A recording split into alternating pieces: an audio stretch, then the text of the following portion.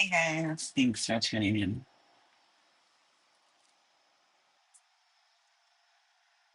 So, I'm being called to talk about something, and it's a very controversial topic. Of course, y'all know me, but also my pulse is like seriously on fire right now. So, that's just my confirmation that I am on track and on fire. This topic is important, okay? But first,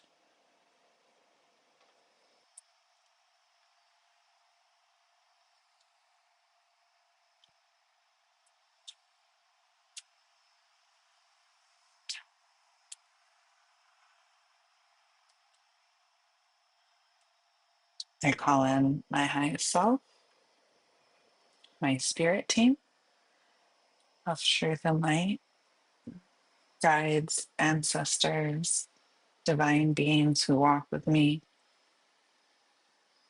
protect me, and speak through me.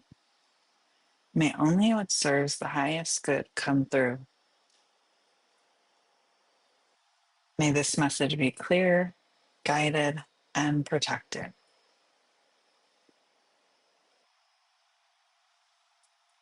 And so it is.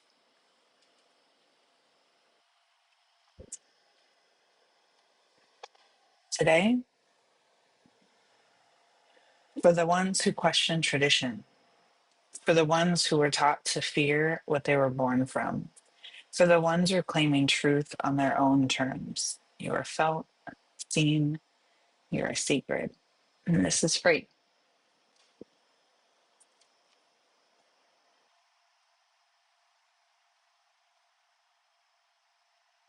This kind of lines up with the two videos I did about the truth of darkness, the devil, etc. Only this one, and I just have some channeled messages and notes and talking points so that I have this right. So I've been channeling these messages and kind of trying to piece them together for a bit now. But essentially, I'm going to start off talking about the fear of God. And I know that you guys have probably heard this. I know when I was young, I was taught, to fear God, and they would say things like, oh, so and so needs the fear of God instilled in them, right? So I grew up believing this. Um, so it was never meant to be about us being fearful, us being scared and trembling obedience. Okay.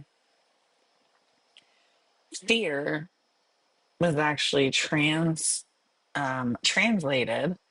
from words like awe, the English word awe, AWE, okay, meaning wonder, reverence.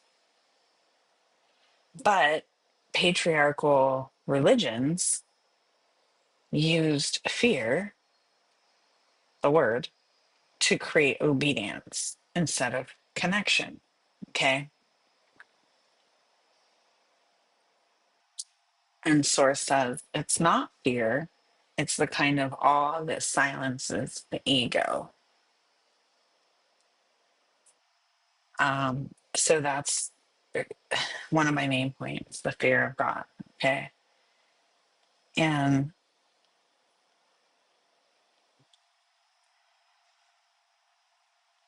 I want to touch more on that. But my other point that I want to make is that God is not a man. God was never a man. Okay. He is a human projection. God is not gendered. God is not human. God is not limited, not small enough to fit into any of the boxes we would want to put it in. Okay. Saying he makes us subconsciously align God with the masculine, with dominance. Okay. So God has no gender. Right.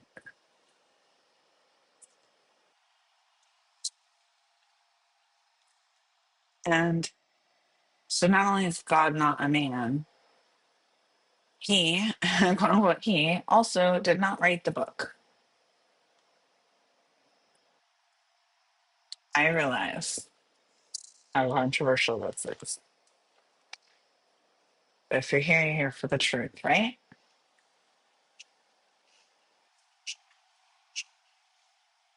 God didn't write the Bible, humans did. Okay.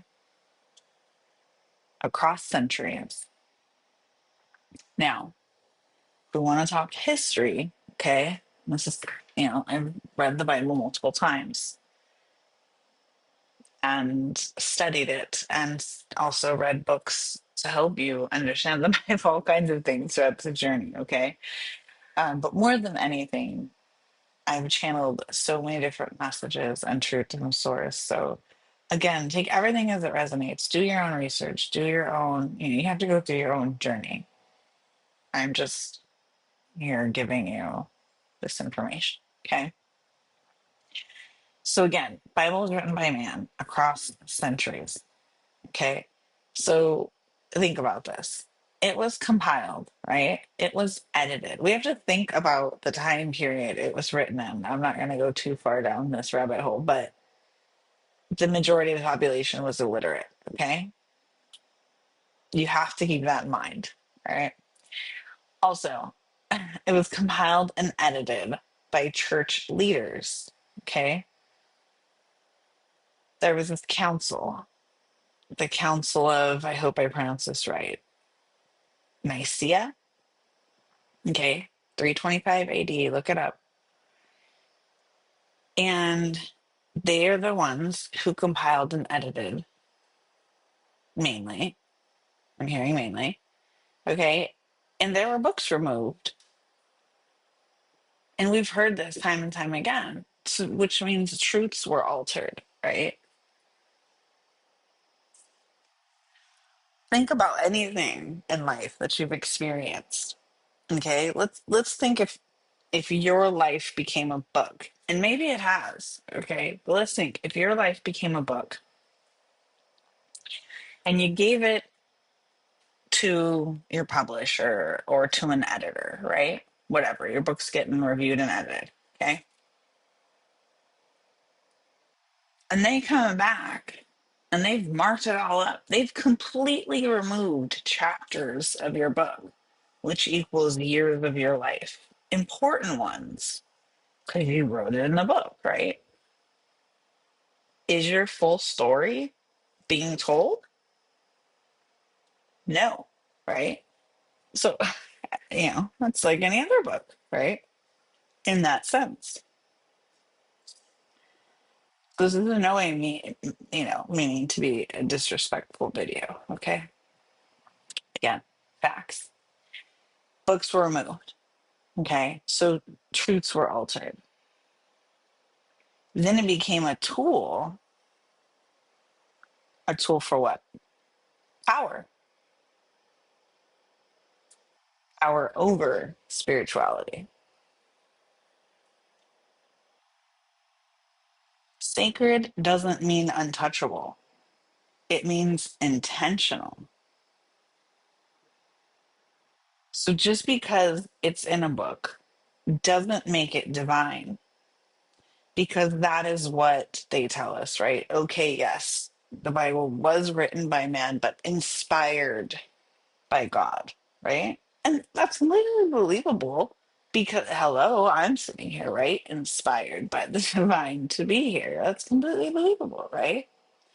But we can't dismiss the facts that there were things removed, there were things translated over the years, there were things lost. Okay. So just because it's in a book does not make it divine. Ask questions. Who translated it? And who stood to gain from that? Were there agendas behind it? Who were these people? Go look it up yourself. Okay. My next point, and I'm just laughing because I know that, gosh, I have come just so far in this journey, and to think back at some of the beliefs that even I held before, and I feel like there are others going through this, and I feel it so heavily, and I'm so glad to get this out there, and I am really hoping it helps someone. Um, so of course I couldn't do this video without talking about who we know as Jesus, right? Yeshua. First off, he was not Christian. Okay. He was a rebel, a healer, a mystic. Yes. He was here to challenge the religious system. He was killed for it. All true. His message was not about law, it wasn't about control, it was love. So, yes, he was real, he existed, and he was special, but they made him a symbol of submission. Jesus never came here and said, "Worship me." What did he say? He said, "Follow the path."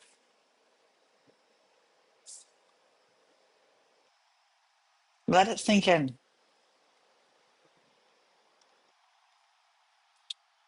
Son of God. Well, aren't we all? Aren't we all?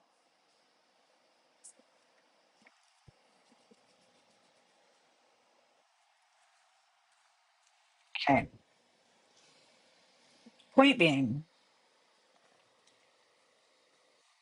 don't take any one book as the be all truth telling. I mean, you have to look at the source, okay, and the history of it. There are other sacred texts too, and they all hold some sort of truth. There is wisdom in all of them. Is there distortion? Are there things changed, removed, etc.? Yes, but there's truth and wisdom there too in all of them, or in a lot of them, I should say. Um, not just the Bible. Take the, and I apologize if I butcher any of these names, but the Tao Te Ching, the um, Bhagavad Gita. Okay. Are they competing with the Bible? No. Are they competing truths? No. They're reflections, right? These all tell similar stories in different ways, right? Similar truth. So all reflections of the same universal wisdom. Okay.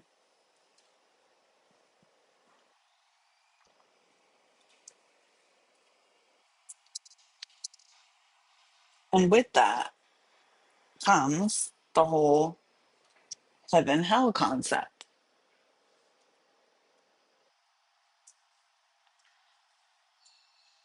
So again, these tend to be kind of mythbuster videos, right? um, but myth versus truth. So heaven and hell, they're not physical places. Okay. They are states of being. Hell is a metaphor. Okay, and you have to think about this. Jesus talked in parables as well, right? So that, because, as I said, the majority of people were illiterate, he spoke in parables so that the common people could understand and relate to what he was saying, to the messages that the divine was giving to him. Okay, so hell was one of those metaphors, and it got all twisted into a threat. Heaven isn't up in the clouds, it's within. Okay. You don't earn heaven, you remember it. Hell isn't some place that you get sent to, some prison you live in, and all of this. It's If it's a prison you live in, it's because it's you've forgotten who you are, and that's internal. Okay, it's not some fiery place that you get sent to.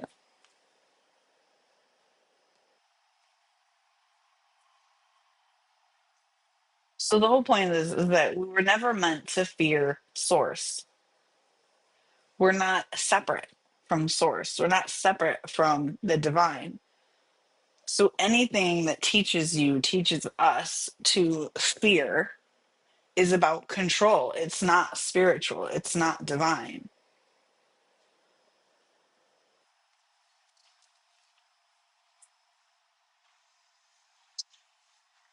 So again, we go back to the control factor. It's manipulation. Real truth liberates us.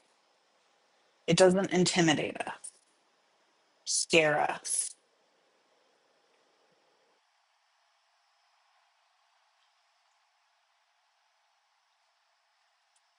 So part of our major problem is that we see this outside figure as God instead of seeing that, and as some, being keeping score, and that's not the case.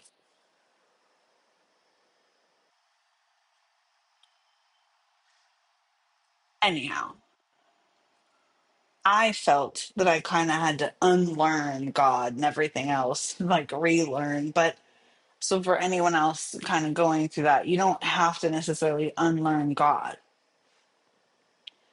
just all of the lies that were wrapped up in it,